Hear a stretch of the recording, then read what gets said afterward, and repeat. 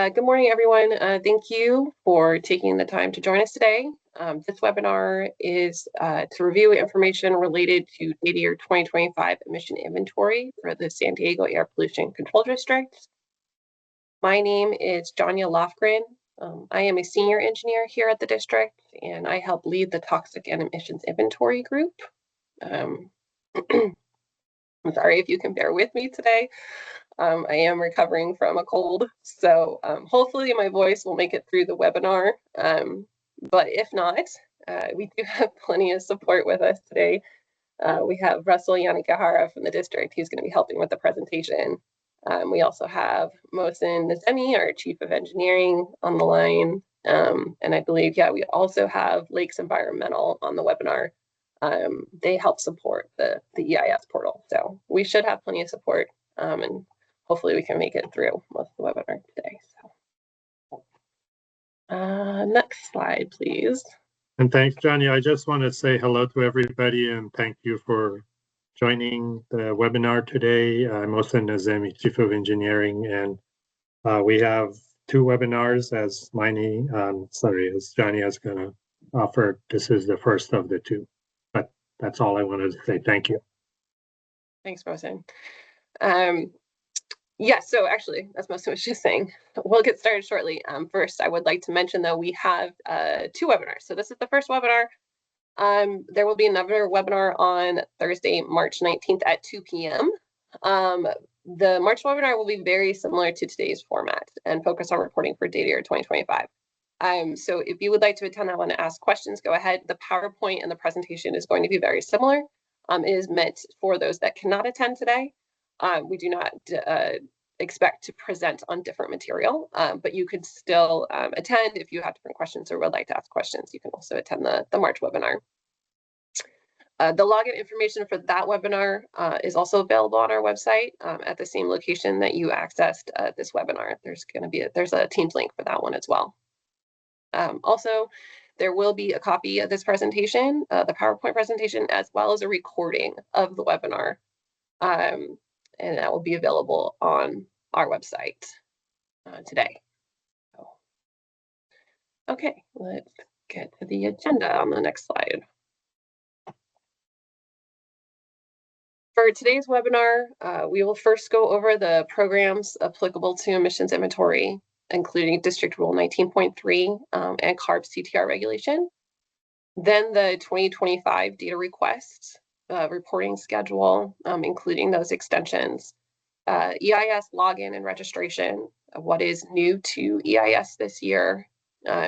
We'll go over the emission inventory reports a little bit. And then lastly, I'd like to cover some resources that are available on our website. If you have any questions at any time, feel free to put them in the chat, or you can ask the question at the end of the webinar. You can also, at the end, unmute yourself. We should have plenty of time to answer questions at the end. But I would like to wait until the end of the presentation to answer any questions that you have. We can also go back to the presentation and reference if you'd like. I would like to mention, though, that any questions that are specific to your facility or your facility's equipment probably should not be asked on the webinar. This is recorded and posted on our website, but you can ask those questions and send them to our help desk at apcdinventory@stapcd.org. And we can help answer any questions that you have. Okay, let's get to the next slide. Thank you. So I'll go over the emission inventory applicability a little bit. For those who are familiar with the emission inventory program requirements, this may feel repetitive. Although we still have facilities entering the program for the first time under the CTR and EICG Phase 3. So I'll cover this quickly. So our District Rule 19.3 references the different reporting programs required at all the local, state, and federal levels. As we have in previous years, if you have any questions about applicability or a specific inventory type, we suggest referring to each regulation directly or contacting us with any questions. This slide does have the links to each of these individual regulations. And then also at the end of this presentation, I will put those in the chat so that you can have those links as well. The first one listed here is CARB's AB 2588 Hotspots program. These inventories are required to report if they emit toxic air contaminants found in Appendix A of the Emission Inventory Criteria and Guidelines Regulation, which is also known as the EICG. If they are above certain reporting thresholds, then they are required to report. These facilities are required to be analyzed for health risk, and therefore we use their emission inventories to create something called a health risk prioritization score. And if they are above certain thresholds, then a health risk analysis or HRA may be required. The reporting frequency for that type of inventory is every 4 years. So the EICG was amended in 2021, and now Appendix E phases in smaller facilities based on certain thresholds, very similar to CTR, which I will go over next. So that's the second one listed here. This is CARB's Criteria Pollutant and Toxic Emissions Reporting, also known as the CTR regulation. There are two main applicabilities under CTR. The first is called general applicability, which is for facilities who are part of CARB's greenhouse gas mandatory reporting program. If they emit more than 250 tons per year of criteria emissions, have elevated health risk, or if the facility has one or more permits with the district and actual emissions exceed the levels detailed in the CTR. Here at the district, we refer to these facilities as core facilities, and they have typically been in the CTR program before. They report annually, and this applicability is not new. But in 2021, the regulation was also amended to phase in smaller facilities who hold permits to operate with the district. And these are applicable to additional applicability under CTR. And these have been phased in. So phase 1 facilities were required to report for data year 2022. 23 was a gap year. Phase 2 came in 2024. And now phase 3 facilities are subject to reporting for data year 2025. And this is a program which many new facilities are entering for the first time. The third one listed here is for facilities who emit more than 25 tons per year of nitrogen oxides, known as NOx, or volatile organic compounds, known as VOCs, which is a requirement of the Federal Clean Air Act of the Environmental Protection Agency, and the reporting frequency for that is annual. The next inventory listed, second from the bottom, is emit more than 5 tons per year of NOx and or VOC, and that is per District Rule 19.3. And the reporting frequency for that inventory type is annual. And lastly, facilities that are located within AB 617 communities and part of the community emission reduction plans may be required to report emission inventories, and the frequency is as requested by the district. It is good to remember with any given calendar year, a facility can be applicable to report to one or more of these programs. So they're not just necessarily applicable to one, they can be applicable to more than one in a single year. All of the data request letters that have been sent out by the district will cite the inventory type within the subject line of the letter using the acronym that is on this slide. So it would either be TEI, CTR, or CEI, or CERT. Okay, let's try the next slide. Okay, so CARB CTR regulation does allow for something called abbreviated reporting, which means that full stack and location information is not required to be reported, although you still have to report data for the district to quantify emissions. Facilities which could be applicable to abbreviated reporting engage exclusively in the following activities: agricultural operations, combustion of natural gas or propane in boilers and heaters, diesel-powered emergency standby generators, including direct drive emergency standby fire suppression pump engines, and direct drive emergency standby fire water pump engines. Tongue twister. Also, retail sale of gasoline, cremation of human and animals, and construction, aggregate processing where no asphalt products are being used or produced. So if you do believe that your facility is applicable to abbreviated reporting, the district has not predetermined if a facility is applicable excuse me, to abbreviated reporting, although it can be requested. So please email us at APC Inventory to request a review as an abbreviated reporter. Okay, let's get to the next slide. Perfect. District staff, we have made the best efforts to identify facilities that are subject to emission inventory requests. We prepared a list of facilities which are required to report. Some facilities may not be included on this list based on specific emissions or activity levels, which are unknown to the district right now. Please note that this list is not may not encompass all facilities required to report. And just because it's not listed doesn't mean it's not required to report. Any facility with an active permit should complete their own applicability assessment to determine if reporting is required. The district to date has sent out the 2025 data request letters. It should have been received at some point earlier this year. We've emailed about 750 facilities for this data year. If you did not receive a data request letter and you think you're subject, go ahead and email us. We can see if you are and then provide you with that letter. We understand that the contact addresses that we have on file might not always be the most up to date. So we can either send that to you or email it to you. I would like to highlight here that in the upper right-hand corner of that letter you received is a identification number, which is your emission inventory facility ID. That number is important because that is what you will use in the EIS portal to find your facility. And that's the identifier that we use here at the district. Slide, yes, perfect, thank you. This is the reporting schedule for the 2025 data year. It's very similar to previous reporting years. Like I mentioned, we have sent out the data request letters in mid-January. The portal opened for reporting on February 2nd.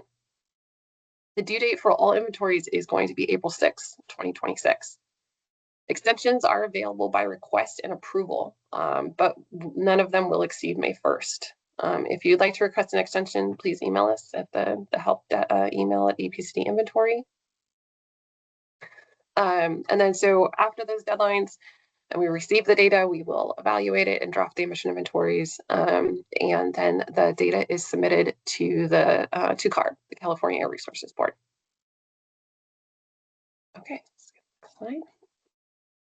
So all data must be entered and submitted through the EIS portal. You can access the EIS portal directly through our website. We have a link there that will then take you to the portal, or the link is found on the data request letter that you should have received. The next one. Okay, so if your facility is reporting for the first time, or you are accessing a facility for the first time, because understandably some users do report for multiple facilities, you will need to register for an EIS account. So to do so, you will go to the EIS login page and select Request Access to register. Please keep in mind that you will need that EIF ID or Emission Inventory Facility ID that is located in the upper right-hand corner of your data request letter to request access. If you're unsure of what that EIF ID number is, you go ahead and email us and we can help track it down for you. If you would like to request access as a responsible official or an RO, is what it's called, please use the request RO status on the EIS logon page as well. For those reporting for the first time, every facility must have an RO assigned. Only users which are ROs can submit the report. So for more information related to what an RO is and how they are approved, you can refer to previous training courses or webinars on our website that have been reported. And then we have more information there, or you can also email us and we can answer any questions you have about what an RO might be. Okay. So I had just mentioned the webinars that we have on our website. We have done previous webinars since the CTR phase-in started in 2022, and we have done demonstrations of how to use EIS. We also have how-to videos on our website. We have posted a couple of tutorials for different operations. And even if you don't have that operation, it still shows you how to use EIS and how to enter data. I think the specific videos we have on our website are for diesel engines, coating operations, gasoline dispensing, and dry cleaning. We also, and I'll go over a little bit later in the presentation of some other references we have on our website. Today, we will not be doing a full demonstration of EIS because we have those webinars and all the recordings available on our website if you'd like to review those. Instead, today we're going to go over what's new in EIS for 2025 specifically and what you might see different from using it this year. So for 2025, users are going to now be required to enter a first and last name for their account if they did not already have one listed. So when a user logs into EIS for the first time this year, they will see this prompt, which requests a first and last name to be provided, and it will be required before moving forward in EIS. So you would enter the first and last name, you choose save, and then it would enter EIS as it normally will. And this would only be one time. Once it's entered once, then when you log into EIS the next time, it will enter EIS and go to the Start dashboard as it normally does. Okay, let's go to the next update. Another requirement and what is new for 2025 is that all facilities must have active and correct SIC and NICS classification codes associated with their facilities.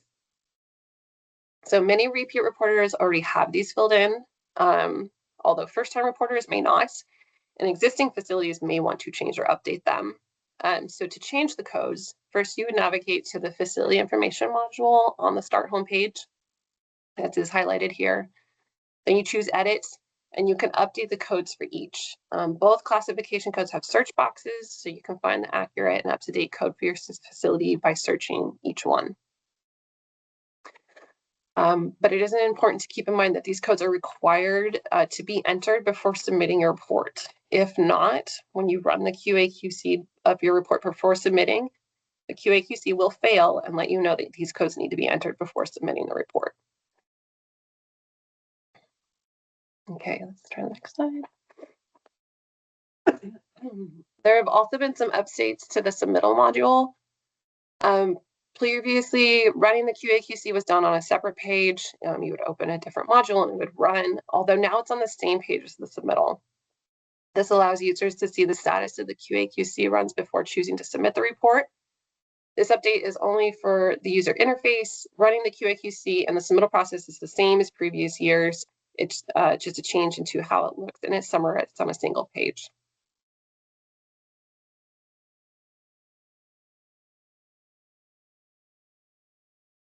Okay, let's do the next slide.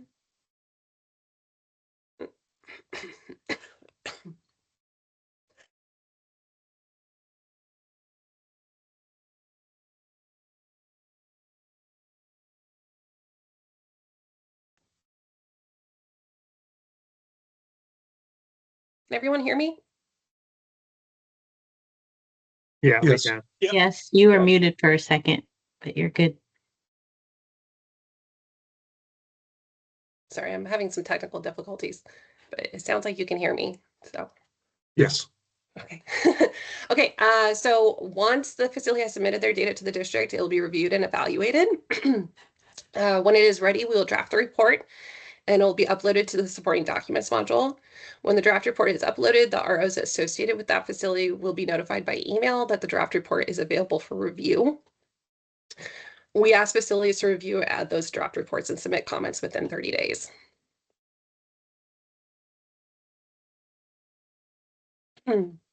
Okay, so I would like to mention we have additional resources available on our website to help facilitate reporting. We have a EIS user's guide, frequently asked questions, and all of the calculation procedures to create the emission inventories on our website. Slide, and these are, I think these are been put in the chat, but these are the help desks. Sorry. Okay, so that concludes our presentation for today, and we can answer any questions that you might have.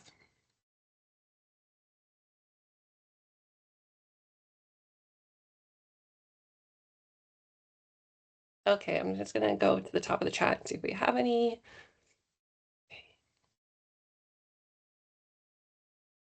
Let's see, how long after submittal to get the draft report? It depends.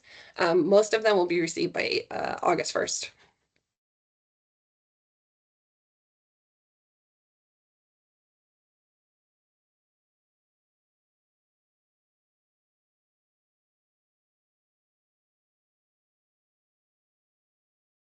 So a specific question about a piece of equipment.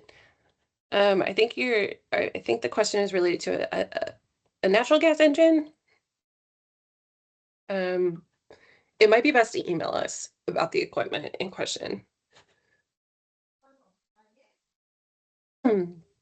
Okay, is there a separate EIS account for each facility? Yes. So every facility will have, well, not an account, will have a its own EIS, yeah, I guess account associated with it. A single user can have access to multiple facilities though with one user registration. Let's see, do we have to report numbers of facilities that were vacated?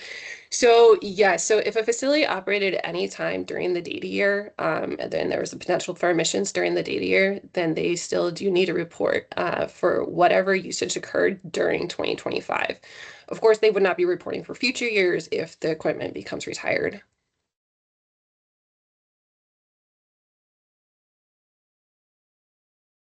You can also raise your hand and you can unmute if you would like to ask any questions.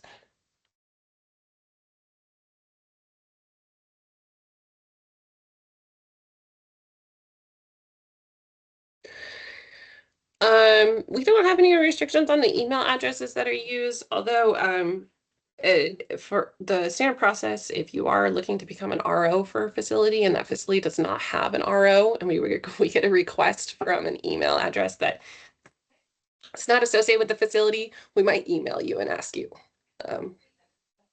if you are with that facility.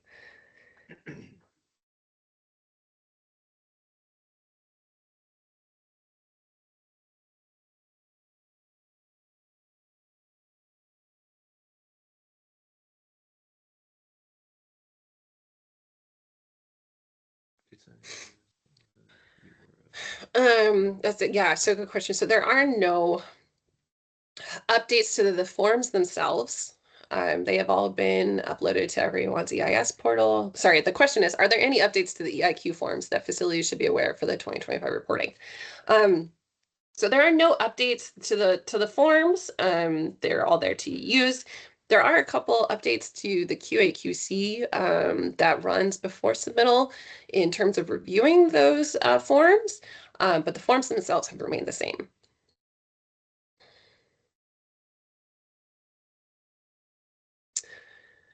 There's another question. If facilities relocate buildings, do we need two EIS accounts?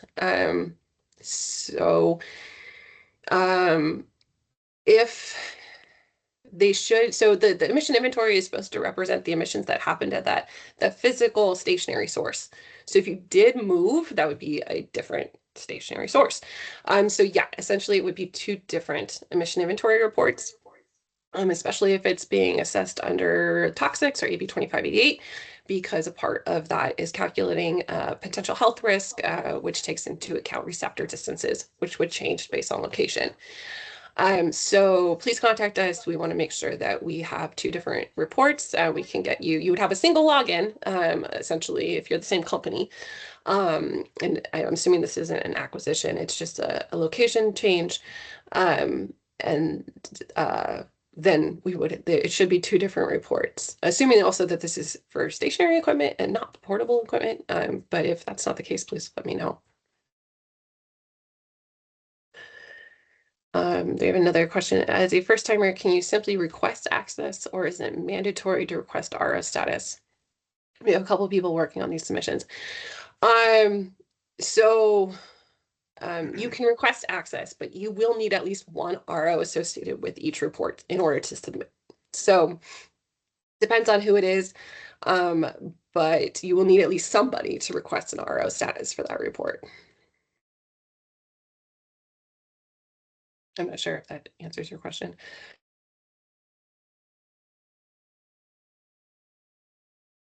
Okay, we have another question. If there is an RO for the facilities, do I need to get granted access from that person? Or can there be multiple ROs?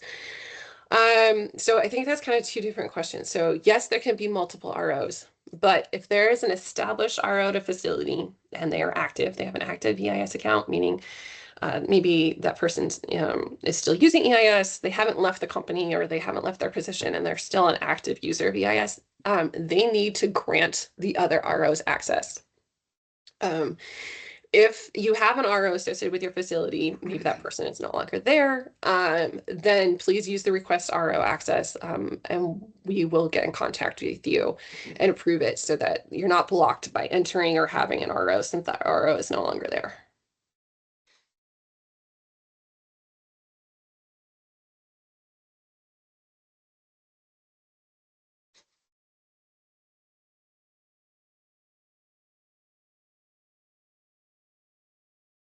Okay, where on the EIS portal do you go to add a facility generator? So all of the facilities have already been entered into EIS. So if you're trying to register for access to a facility and it doesn't exist, there's a good chance that it's not required to report.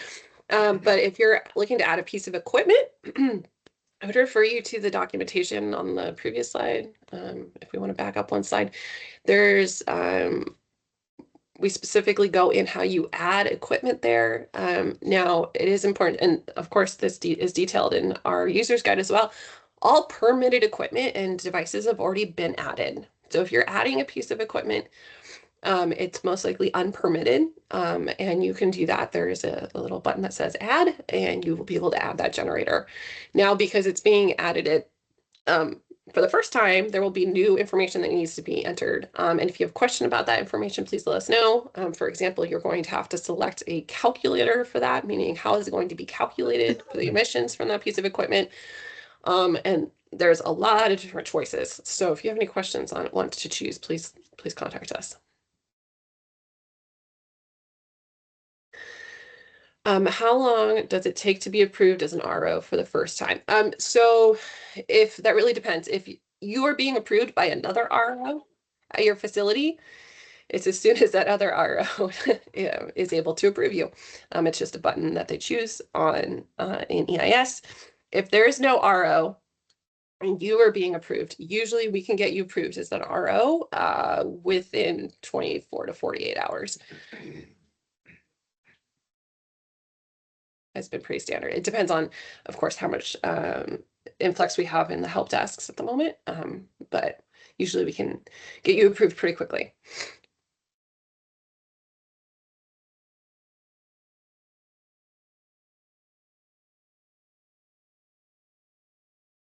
Okay, I think I have answered. I know you please continue to ask questions, but I just want to make sure I didn't miss anything.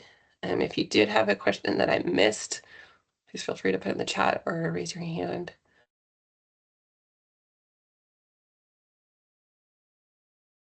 Janya, it's Mohsen. I'm not sure, did you answer that question as a first timer? Can you simply request access or is it mandatory to request RO status? Maybe you did. I just didn't pay attention. That's yeah. So we can cover that again. So you as a first timer, you can request access, but at least one person on that account or for that facility will also need to request RO status. So if you're a first timer and maybe you need to be the RO for your facility, you could just ask for request RO status, and we'll work with you through that. But generally, a first timer will need to request access, and then we would also need at least one other user on that account to have the RO status as well.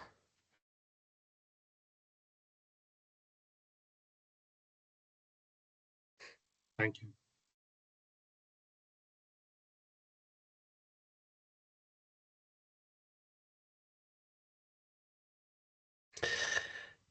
So yeah, when does CTR annual reporting start? Data year 2026. So next reporting year, starting in 2027. So everyone that has entered through the phase-in program over the last 4 years will start reporting next year. We expect close to a little over 4,000 facilities to be reporting out annually starting data year 26, reporting in 27.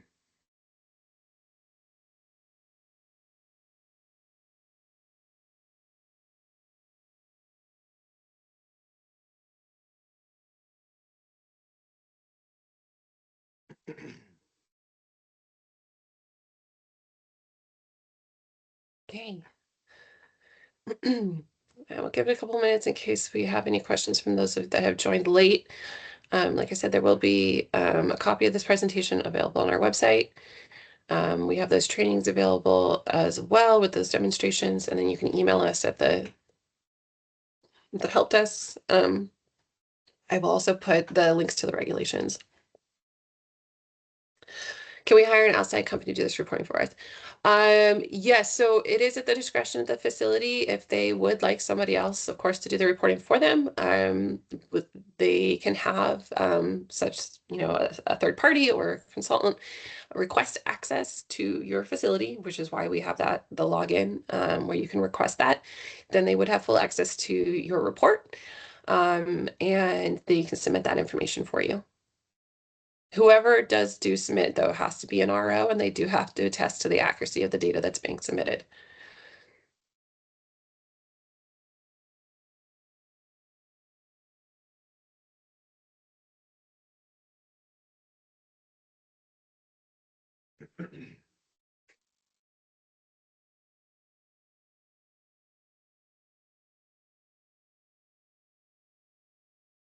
So I don't see any other questions in the chat, but if anybody wants to just raise your hand and unmute and ask a question, that would be fine as well. Thanks, Eric. We're gonna make it through. Okay, we have another question. Will CTR annual replace the TEI industry-wide? So they are two separate regulations. And so the data will still need to be reported every year, but the prioritization scores will still be run every 4 years. So the frequency does not change for TEI. So I think the simple answer is no, they don't replace each other. Even though the smaller facility requirements between TEI and CTR mirror each other, all of the same data is going to be asked to be submitted. The same calculation is going to be run. All the same, pollutants will be in those inventories. But the prioritization score piece and subsequent HRA will only happen every 4 years.